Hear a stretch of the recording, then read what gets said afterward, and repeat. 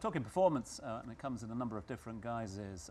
Just ask our guest co-host today, who is a performance psychologist that works closely with elite athletes, grassroots athletes, and other. Dr. Scott Whitfield joins us now live on the sofa. Really appreciate your time. Thanks so much for being with us. I suppose when it comes to performance as well, and it's such a sort of wide-ranging subject, let's try and narrow it down a bit. You know, how often do we hear those stories about good athletes who could have made it, and then great athletes that did make it? The age-old question, is it all down to talent? Is it all down to mindset? Is it down to the million hours you're putting on the practice courts? Yeah, and that's one that I heard you speak about before in terms of that nature versus nurture debate. And I'm big on this piece around nurture. And if I reflect on the conversations I've had with athletes, both professional and operating at the elite level, but also youth athletes who are aspiring to compete in international competitions and represent their country, something or a theme that I notice is they don't leave performance to luck or chance. And what I mean by that is they are so deliberate and intentional in their actions and their daily behaviours, in that they design their life and the environment around them in a way that gives them every opportunity to perform. And so I always say high performance isn't the result of a big moment effort in an event or a competition, but it's the result of intentional, deliberate and structured behaviours engaged in over time. Let me bring that to light a little bit. If, for example, we have a competition in May and June, you're not going to achieve high performance by turning up on a day and hoping you're going to perform well. But if I was an athlete or as a psychologist talking and supporting that athlete, it's more orientating their mind and focus to what am I going after today, this week, this month, which is going to put me in the best position to then perform, but then also who is around me and who's supporting me on that journey. And therefore, to come back to your question initially, it's therefore very much nurture and the environment around us. Yeah, I like that. Well, since you brought up big moments, right? Let's imagine that game-winning shot that you're about to take. What exactly happens to the mind of that person when you're under that pressure? You know, it's just one more shot that you got to get right. Yeah. You could win the entire game. Your entire team is waiting on you and relying on you. What happens to that brain? There's loads of research around this and so many different hypotheses, and one I always come back to, particularly when talking in sports environments, is a piece of research conducted by a man called Jim Blazkowicz around 20 years ago, and he talks about a challenge versus threat state mindset. And what I often notice in practice talking to athletes is when individuals are encountering those high pressure situations, there can be a tendency for them to enter what we call a threat state mindset. And what we notice there is instead of focusing on the game plan and process and strategy of exactly what they should be doing in that moment, they're at risk of potentially orientating their mind and focus to outcomes and concerns over mistakes and opponents and ultimately things which aren't going to help them perform.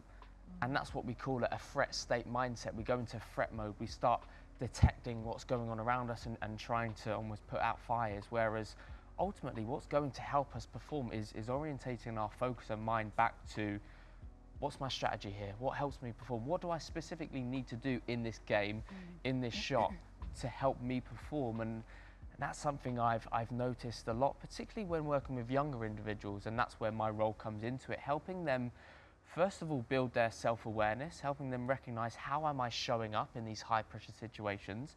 And for me, self-awareness is the foundation of performance. By asking ourselves the right questions and reflecting on that, that's how we can then embark on that journey of growth.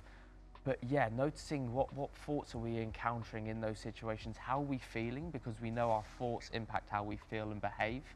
And then from there, we can help them develop strategies, skills to help them manage those uncomfortable thoughts and feelings. But recognizing what's going on upstairs in our head is pivotal. Well, it's interesting because obviously we're talking a lot about athleticism and sports people. I'm not asking for an exact number, but how much of that, I guess, percentage-wise, is more in the mind as opposed to you can be an athlete and train physically and be ready for that 100-meter sprint. But this is so important. Yeah. And especially, again, I guess second part of the question is, working with the youth as well, is like when they lose, basically, like how do you deal with that?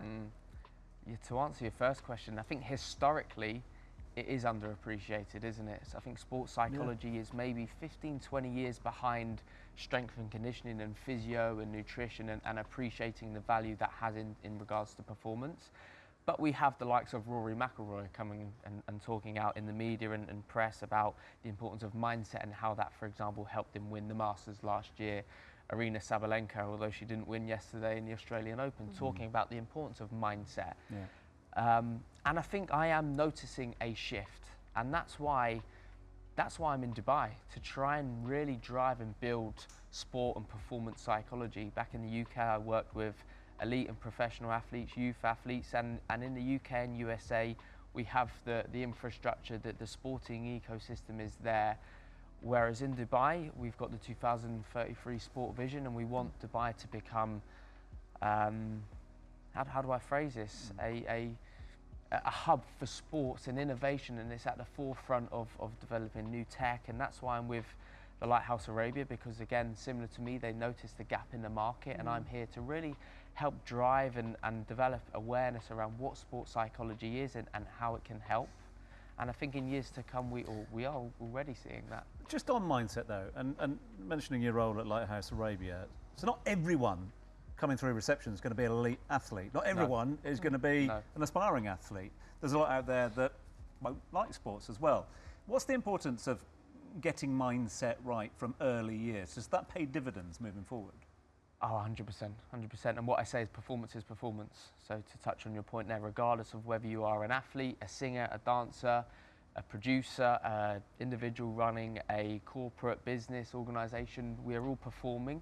We're all having to develop and work on these skills and strategies, and therefore the clients I'm working with, the conversations we're having applies across contexts.